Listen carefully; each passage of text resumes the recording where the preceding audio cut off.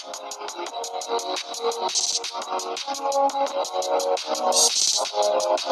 what, you gonna do it or what? Like, no, I'm not doing that, babe. I'm sorry. What do you mean? What you mean? Why would I don't want to do that. You just gave me reasons. Listen, but listen, you gotta think about it. We had history, right? And if I block him, he's gonna be like upset. He's gonna be worried and wonder where I've been at, what I've been doing. Why?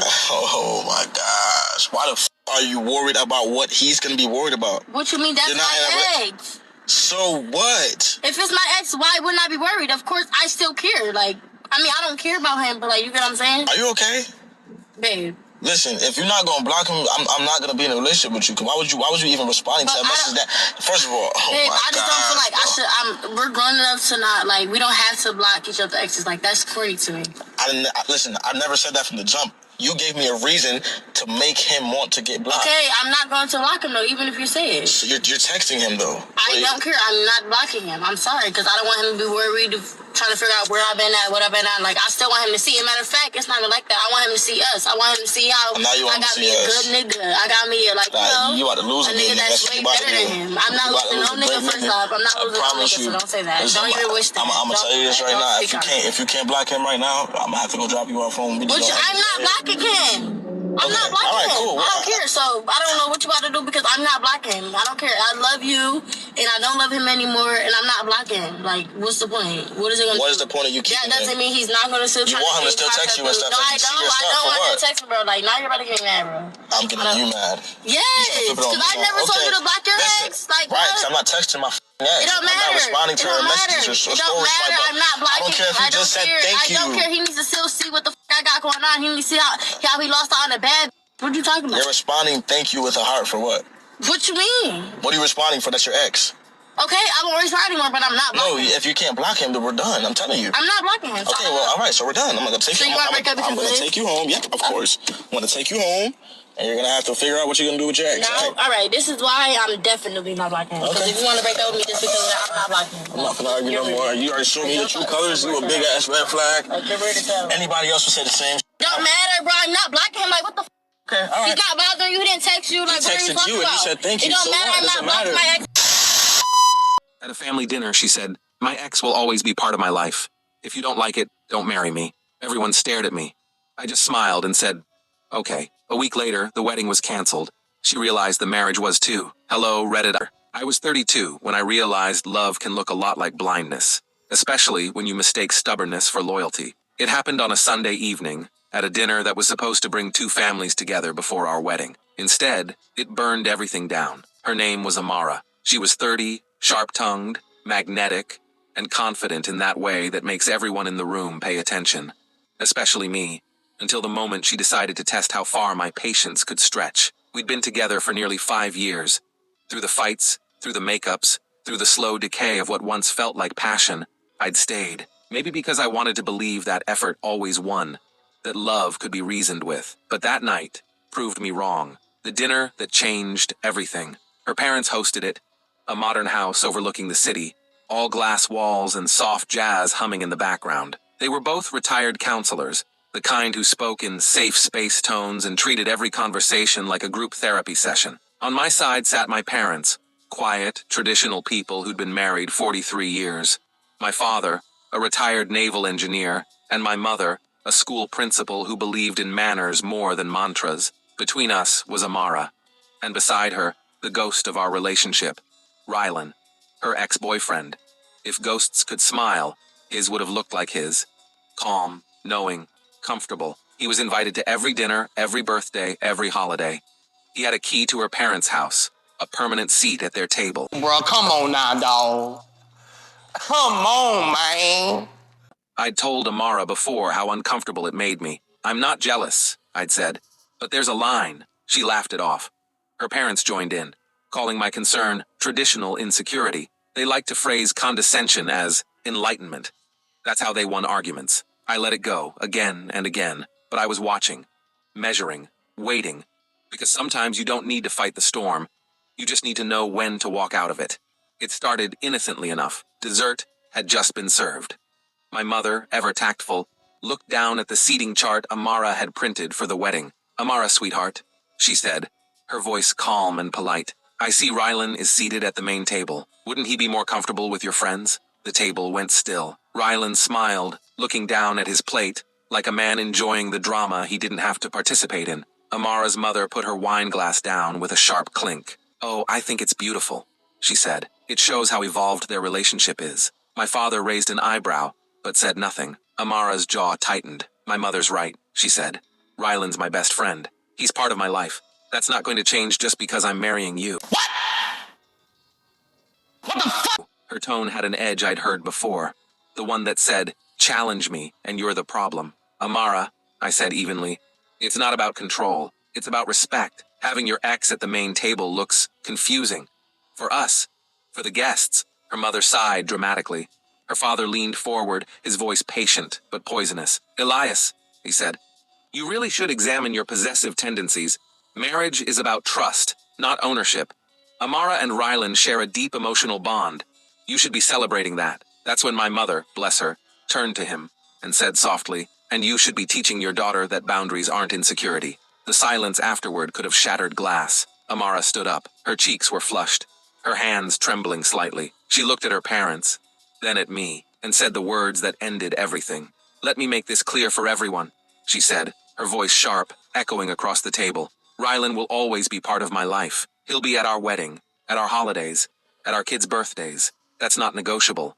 If you can't handle that, then don't marry me." Hey, boy, ain't no fucking way, boy. Boy, ain't no way, boy. Boy, ain't no way, boy. You could hear the air leave the room. Her father leaned back, satisfied. Her mother nodded proudly, as if her daughter had just defended world peace. My parents watched me, not saying a word. Amara waited, confident. She thought I'd back down, like always. She thought my silence was surrender. It wasn't. I looked at her for a long moment, at the woman I once thought I'd spend forever with, and realized that I was staring at a wall that would never move. So I smiled, not out of spite, just relief. "Okay," I said. Her smirk faltered. "Okay," she repeated. "You'll stop being jealous?" I stood, folded my napkin, and placed it gently on my plate. "No," I said. "Okay, I won't marry you." Then I turned to my parents. "Let's go." And just like that, we left. The first 10 minutes were silent. My father drove with both hands on the wheel, eyes on the road. My mother looked out the window, expression unreadable. I waited for regret to hit me, but it didn't. What I felt instead was peace, like stepping out of a room filled with smoke and realizing how long I'd been choking. My father finally spoke. "You sure about this, son?" "I've never been more sure of anything," I said. My mother turned, a small, proud smile forming. "Good," she said quietly, "because the woman who needs to tell you what you can't question isn't the woman who should stand next to you for life." A week later she called, then texted, then showed up at my apartment. "Elias," she said, tears in her eyes. I overreacted. I didn't mean it like that. I told her I wished her peace, and meant it, but I didn't invite her in. 2 weeks later, she posted pictures online. The caption read, "He couldn't handle a strong woman." There you go with that bullshit. Rylan liked the post. Her parents commented heart emojis. It didn't sting. It just confirmed everything I'd already known. I blocked them all, and for the first time in 5 years, I stopped checking my phone every morning, waiting for her name to appear. I saw her again by accident, at a friend's engagement party. Rylan wasn't there. She looked smaller somehow, quieter. She smiled, awkwardly. "I heard you're doing well," she said. "I am," I told her. She hesitated, then asked, "Would you ever consider us?" I smiled kindly. "No, you made your choice, and honestly, I'm grateful you did." She nodded slowly, her eyes glassy. As I turned to leave, she whispered, "You really were the one that got away." I didn't look back, because sometimes walking away isn't losing, it's winning your freedom. And that night at the dinner table, the one where she drew her line, I finally learned to draw mine. It was 8 months after that dinner when her name appeared on my phone again. I'd changed my number, moved to a new apartment closer to the coast, and even switched jobs. Life was quiet, not lonely, just peaceful. But peace has a way of being tested when ghosts come knocking. The message came through a mutual friend. "Hey, Amara asked me to pass along something. She says she just wants to talk, to explain." I didn't reply. That night, I sat on my balcony, watching the waves crash beneath a silver moon, and thought about how much had changed. I'd stopped doubting myself. I'd stopped trying to fix people who didn't want to be fixed. And I'd stopped mistaking chaos for love. Still, I could tell she wouldn't stop there. 2 weeks later, there was a knock at my door. I opened it to find Amara standing there, holding a small box and wearing that familiar look, the one halfway between guilt and confidence. Hey, she said softly. You look good. I nodded. You too. She smiled nervously. Can I come in? I stepped aside but said nothing. She walked in like she'd done 1,000 times before, glancing around at the minimalist apartment, the clean lines, the quiet space, the absence of her. This place feels empty, she said. It feels peaceful, I corrected. She gave a faint laugh, then set the box on my counter. I found some of your old things when I was packing. Thought you might want them. Inside were a few books, an old watch she'd once gifted me, and a photograph. The two of us smiling at a cabin in the mountains, back when everything still felt easy. You didn't have to, I said. I know, she hesitated, but I wanted to. There was a pause, the kind where words gather behind your teeth but never make it out. Then she finally said, Elias, I miss you. I know I messed things up. My parents, the dinner, everything that got out of hand. I thought you'd fight. There it goes. The truth she never said aloud. I did fight. I said, what? For 5 years. That night, I just stopped fighting alone. She swallowed hard, looking down. I thought you'd come back. I did too. I admitted. Once. But then I remembered why I left. Her eyes shimmered. You really don't feel anything anymore? I smiled gently. I feel peace. She nodded slowly, blinking away tears. Rylan and I don't talk anymore. She said suddenly, almost defensively. It wasn't what people thought. It never was about him, I said. It was about how you let him matter more than us. She closed her eyes, biting her lip. I wish I could go back. You can't, I said. And that's okay. After a long silence, she left. And as her footsteps faded down the hallway, I realized that closure isn't always loud. Sometimes it's just the sound of a door closing softly and staying closed. The manipulation begins.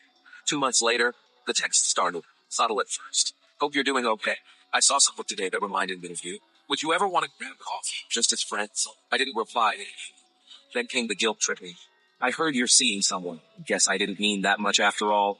I just wanted to understand what I did wrong. You don't have to hate me. I didn't hate her. But I also didn't owe her my energy. I blocked her number again. That night, my phone stayed silent. And I realized silence can be its own kind of music. Her replacement wasn't another woman. Not at first. It was myself. I started running again, took weekend trips, reconnected with old friends I'd lost touch with during the relationship. Eventually, though, someone new did appear. Her name was Nora. She worked at the Coastal Cafe. She had calm eyes and an easy laugh. The kind that didn't fill silence, but made it feel warmer. We didn't rush into anything. I told her everything from the start. About Amara, about the dinner, about how I'd spent years trying to be enlightened enough to ignore disrespect. She listened without judgment, just quietly reached across the table and said, You didn't fail. You just outgrew her. That was the moment I realized love wasn't supposed to feel like strategy. It was supposed to feel like home. The last time I saw Amara was a year later, at a mutual friend's wedding. She walked in alone. No Rylan, no entourage, no smug certainty. Her eyes found mine across the room, and for a brief second, we both smiled. Later, she approached me during the slow dance. I'm happy you're here, she said softly. You look content. I am, I said. She looked like she wanted to say something more, but instead, she just nodded. You deserved better than I gave you. For the first time, there was no pride in her tone, just honesty. I hope you find someone who learns from what we broke, I said. I think I already lost him, she whispered. Then maybe that's the lesson, I replied gently. The band started playing another song. Nora came over, her hand sliding naturally into mine. I introduced her to Amara, not to make a point, but to close a chapter. Amara smiled faintly. You two look good together. Thanks, I said. We are. She nodded once, then turned and walked away. No dramatics, no tears, just quiet acceptance. People often say that love ends with heartbreak, but they're wrong. Sometimes it ends with peace. Sometimes it ends when you stop chasing the version of someone they'll never become. Amara taught me that. And in some strange way, I'm grateful. Because losing her taught me how to find myself. And finding myself made it possible to be found by someone who didn't need to test my loyalty to believe in it. Wow. There's a lot to unpack in these two stories, but they coalesce, so let's get it started. The concept of alpha widows comes into play here heavy. It's when a woman has a guy in her past.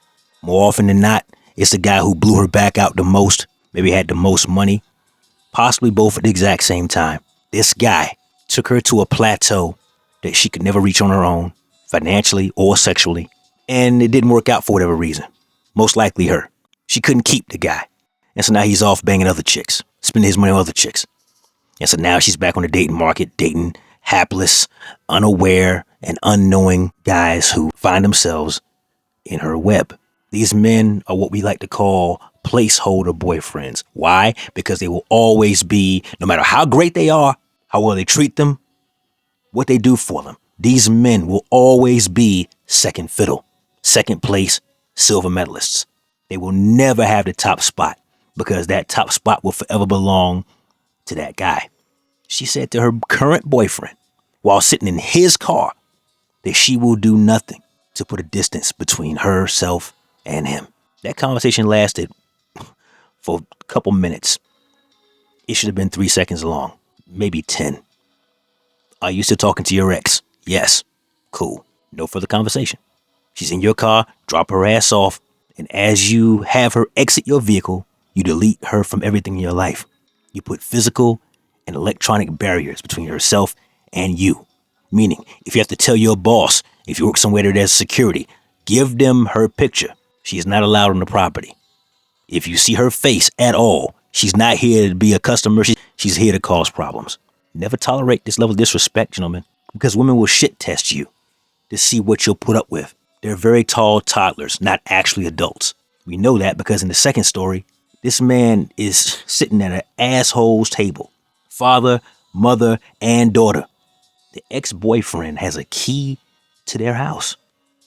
He's invited to all of the major events. A dude who used to smash your fiance has the parents' seal of approval, meaning they too have been alpha widow, which is insane.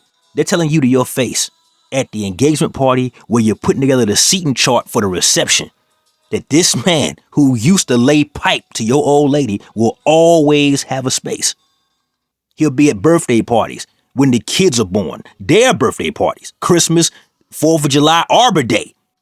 This dude will always have a spot in this family and in your home you will eventually pay for after signing a government contract with their daughter. Insane.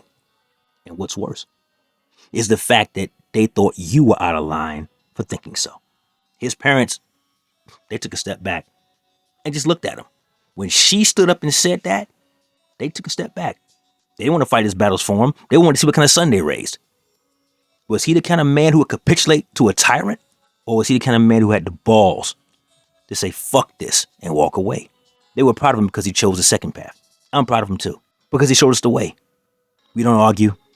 We don't get emotional. We take our ball, we go home. And we flush turds, because that's all they're good for. My man got back into the groove of things. Reconnected with friends I'm sure she isolated him from. Don't ever do that, guys. For you guys who want a relationship, don't you ever neglect your friends, ever. Got back in the gym. Got his shit together. He redoubled his focus at work. He became a man reconnected with his purpose. And that brought him happiness. He certainly couldn't be happy with a female who thought that some other guy who used to lay pipe to her had a place in their current relationship. And don't you fall for it either. Be smart enough to walk away, gentlemen. We aren't allowed to hit them for that level of disrespect, even though they certainly earned it and certainly deserve it. But you can take your attention. You can take your money. And you can take that shit up the road. Because leave her to be his problem. And isn't it interesting that as soon as bro walked away, this ex-boyfriend who loved being around to throw his, I don't even know what you would call it, power, I guess, in his face, that I can still come around despite the fact you with her now and her family's cool with it. The split second bro walked out of the situation, he made himself scarce too. Where's the fun when I can't wave my dick around in this situation? There is no fun for him. So he hightailed it up out of there. Like snakes always do, he ran for the tall grass. And now she's trying to get back in. No, baby girl, you made your choice. He was your first choice. So you go find him wherever he's at. Probably laying pipe to some other chick now these days. And good for him. I'm over it. You are no longer my problem. Guys, your self-respect must always mean more to you than her love. Because her love is for sale to the highest bidder. That's all I got for today, fellas. It's my time. Like the video? Comment down below. Share this video with a friend. Subscribe to the channel if you haven't already. Hype the video if you got any left. Never let your brother suffer in silence when the truth could set him free. Networkers, we working. Until next time.